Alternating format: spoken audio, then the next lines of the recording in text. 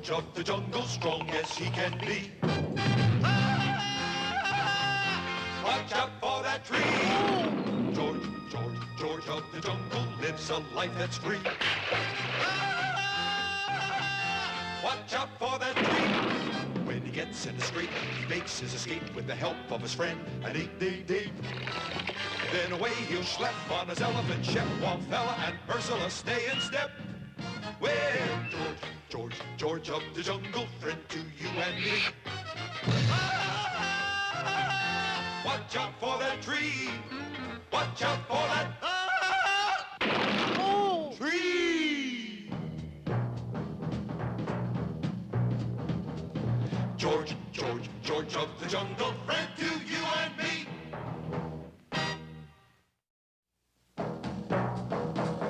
George of the jungle, strong as he can be. Watch out for that tree. When he gets in a scrape, he makes his escape with the help of his friend, an 8-day-day. Then away he'll schlep on his elephant ship, while Fella and Ursula stay in step. Well, George of the jungle, friend to you and me. Watch out for that tree. It was an African day like most African days, hot, humid, and miserable. An African daisy of a day. And George, king of the jungle, was surveying his domain from an air-conditioned treetop. Then suddenly... Help!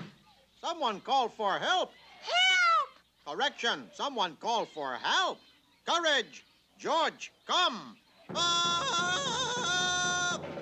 Seizing a nearby jungle vine, George swung lightly through the trees, into a rushing stream, and over a waterfall. A little while later, far downstream... My, George, that was quick. George, take shortcut. I didn't know there was a shortcut. Me too. Why Ursula scream? Oh, George, it's Shep. Shep. Good doggy, Shep. Up, boy. What's the matter, boy? In the first place, George, he's not a puppy. He's an elephant. Shep, puppy. Big, gray, peanut-loving puppy. And in the second place, your puppy is ill. Ew, but he was perfectly all right this morning. I saw him eating green pawpaw melons on the North 40.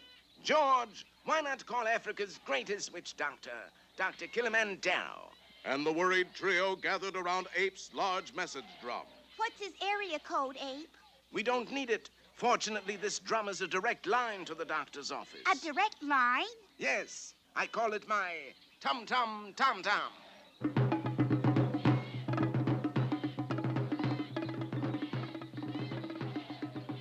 Doctor, it's George of the jungle. Tell him us witch doctors don't make house calls. It isn't George, it's his doggy who is sick. Oh, that's different. I never could resist a bow wow. That's a bow wow? See? Doctors say Shep is bow wow. Big, gray, droopy nose bow wow. 4 years at Johns Hopkins for this. Well, let's take a look, see. Stick out your tongue. Not you, him. This looks like a tough case. Quick, I'll need 14 crocodile teeth, 3 fresh plucked gaw feathers, and a leopard skin. Uh-oh, not in medicine chest. And so the intrepid ape-man set out to get 14 crocodile teeth, 3 gaw feathers, and a leopard skin. First, he dangled a tempting tootsie over a crocodile-infested swamp. Now George gets something to remove teeth. Unfortunately, every crocodile in Africa is on to that old stick trick by this time. This should do trick. Oh! What happened to stick? Oh, there it... Oh! Hold still, George. I'm removing the last one now. Of course, pulling teeth is a little out of my line. There. Oh! Ow! Well, what do you know? 14 crocodile teeth, and they're beauties. Now for the gaw feathers, George. A few hours later, found the Jungle King climbing toward the nest of a 10-foot gaw, prehistoric remnant of a day when birds ruled the world. With jungle cunning, the ape-man inserted himself into the gaw nest to await the coming of the great mother bird. Unfortunately, gaw chicks live exclusively on earthworms and swamp moss. What? You won't eat swamp moss. You're no kid of mine, kid. And the great bird seized George in her talons, flew into the air, and dropped it. But during the trip, resourceful George had been able to pluck the 3 gaw-gaw feathers he needed. George, just lucky, I guess.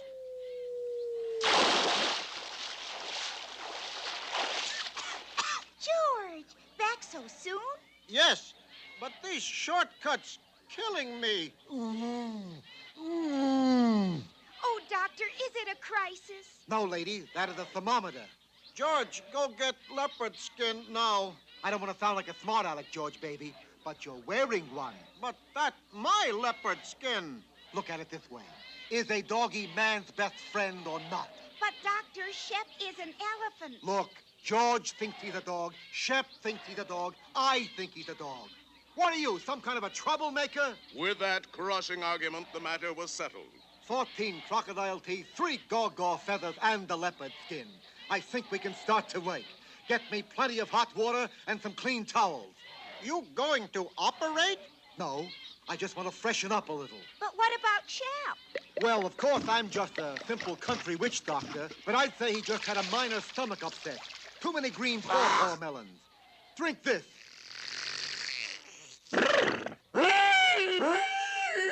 Heavens, what was that? Well, of course, Shep is a doggy, but if he was an elephant, that would have been a burp. And look, he's better. Good dog, Shep. Fetch.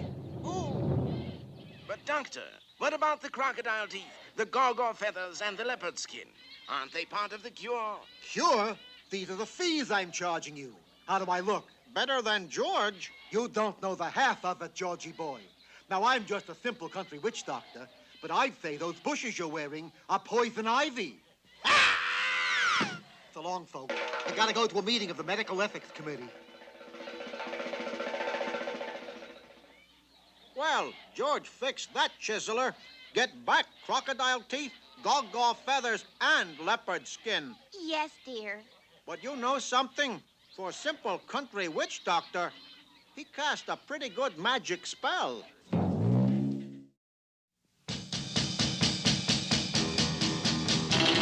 Tom Slick, Tom Slick. Let me tell you why he's the best of all good guys. Tom Slick, Tom Slick. In the Thunderbolt grease slapper once he's on your tail. He won't quit because you know there's no such word as fail to. Tom Slick, Tom Slick. Here upon the sun-drenched shores of the Mediterranean Sea lies Monte Carlo, scene of an annual race rally that draws the finest drivers in the world. Unfortunately, our story begins far away from Monte Carlo, high in the gloom-shrouded Transylvanian Alps. This is Monte Carlo, also scene of an annual race, the Monte Carlo Monster Rally. Headlights on your racing car, Tom? The Monster Rally is held only at midnight during a full moon, Marigold. Tom, boy, are you sure you want to go through with this race? Frankly, no, Gertie. Then why don't you withdraw, Tom? There's no such word as withdraw in auto racing, Marigold. Besides, there's a penalty for withdrawing. What is it? They cut off your leg. Look, there is Prince Monte Carlo himself. Who's that with him? His ex-wife, Sepulchra. Ex-wife? You mean they're divorced? No, she died in 1943. It's midnight. Start the race. What a field of contestants we have with us, folks. Who's the pretty one? Here's Lobo Fanguzzi, at the wheel of his four-claw Wolf Ferrari Road Ripper. Yay! And apparently still recovering from a bad accident, Fred G. Frankenstein and his Le Monster Special. Yay! And there is the defending champion, the renowned auto racer and well-known vampire, Count Lou Gosi, fueling up his famous red corpuscle bloodmobile. Yay! Who's the pretty one? And piloting the Thunderbolt grease slapper, the American challenger and good sport first class, Tom Slick. Don't be disheartened, Tom. We're rooting for you. Me too, darling. There's no such word as disheartened in auto racing, ladies. Depressed, maybe. Hey, let's go. That moon ain't gonna stay full much longer. Remember, I must be back in the coffin at daybreak. Very well, my dear. Will you fire the starting gun? Yes. Ow! Sweetheart, you hit one of the peasants. So? Peasant season doesn't open until next week. And there they go.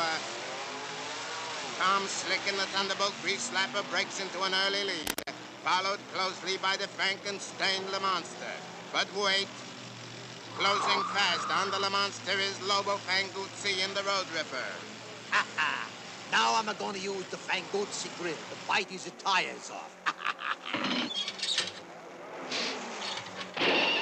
Oh, Gertie, Frankenstein's two rear tires are gone. He is in serious trouble. It looks as if Fanguzzi can't get his grill loose. Hey, what's the matter? Let it go. It looks as if the Wolfman has bitten off more than he can chew. They're both out of the race, Gertie. Good riddance, I say. And Tom is still in the lead. But here comes Count Lugosi and the Red Corpuscle. Just one more lap to go, Tom. They are all even. They're neck and neck, neck and neck. Please don't say neck. It makes me so hungry.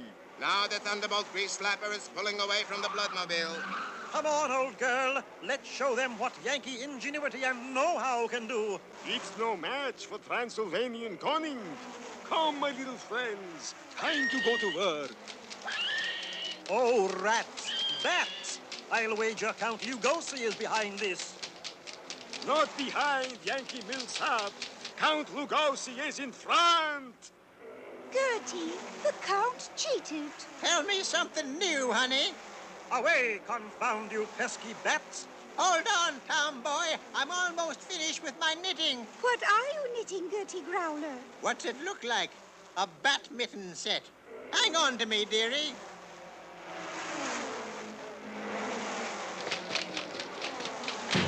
Got 'em both. Oh, that is wonderful. But you believe it, hon? That's the first time I ever played bat mitten. Approaching the finish line, dirty guy Count Lugosi is still in the lead, and it looks bad for the gallant Yankee challenger. But what's this? A 5-foot rooster has appeared at the finish line. What a terrible thing to happen. A rooster crowing. It must be daybreak. Betty by time for all us vampires. The Count's car is stopping. He's getting out.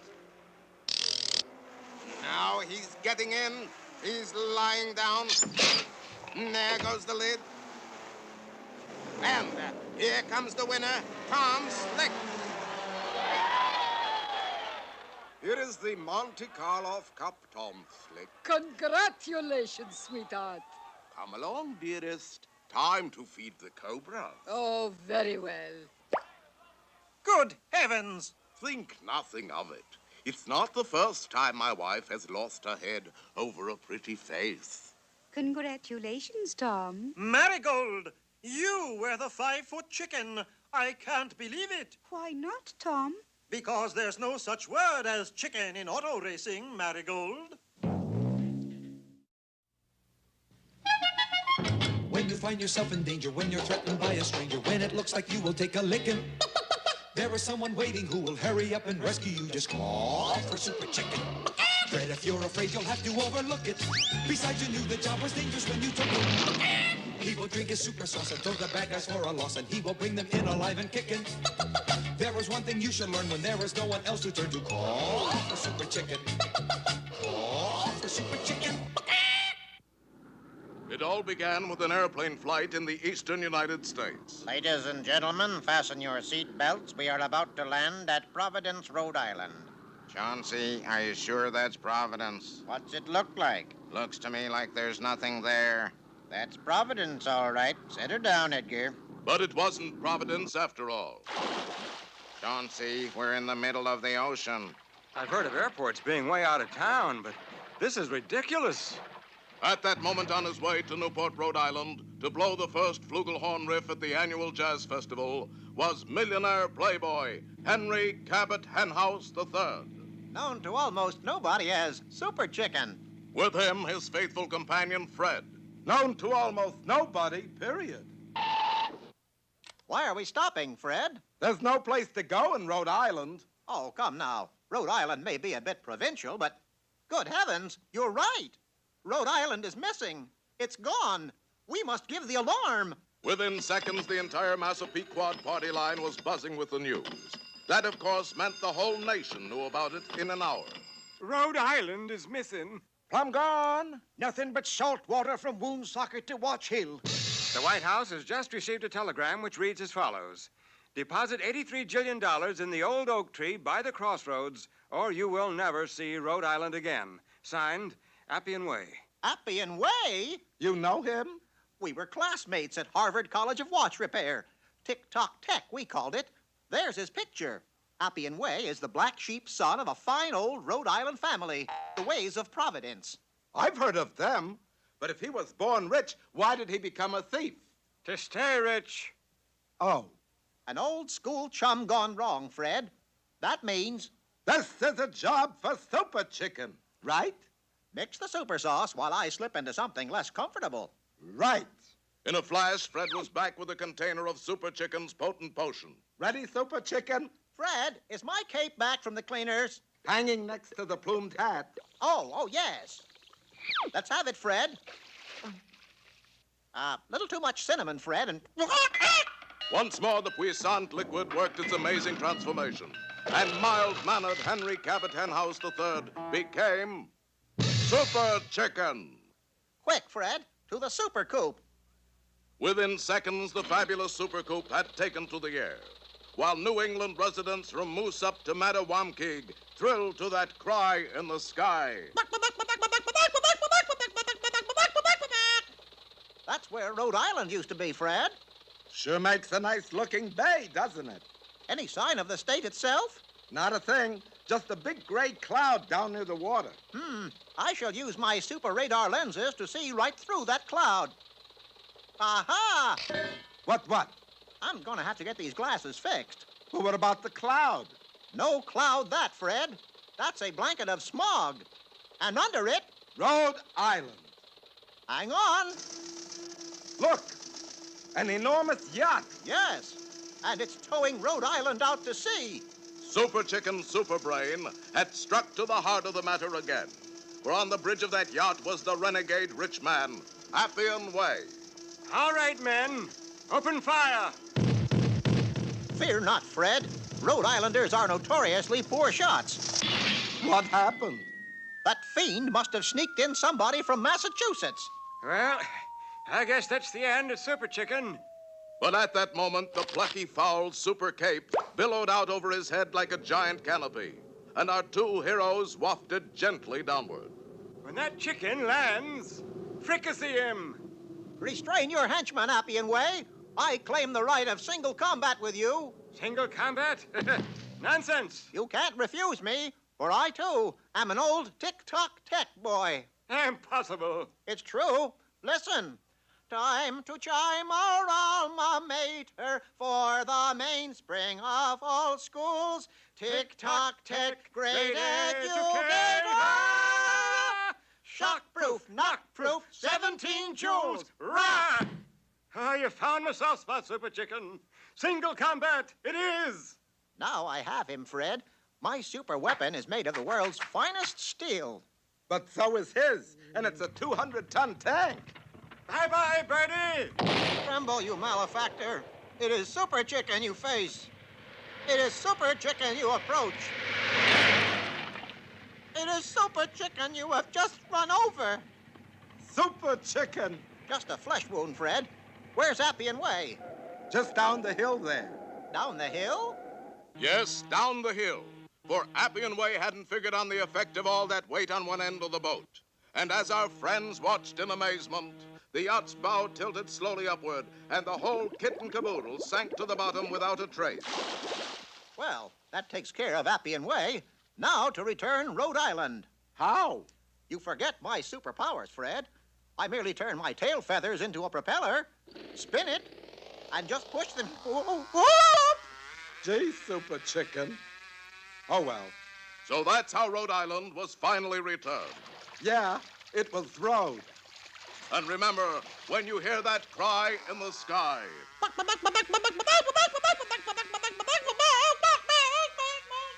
you'll know that Super Chicken still hasn't figured out how to land.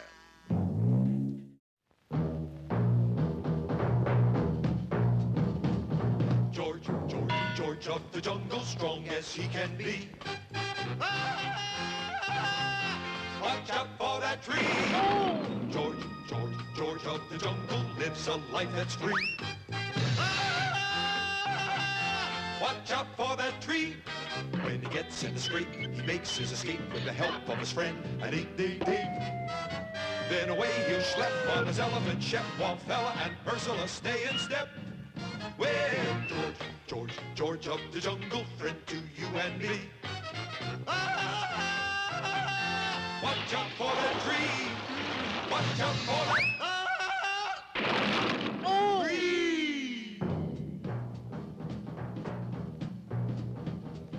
George, George, George of the jungle, friend to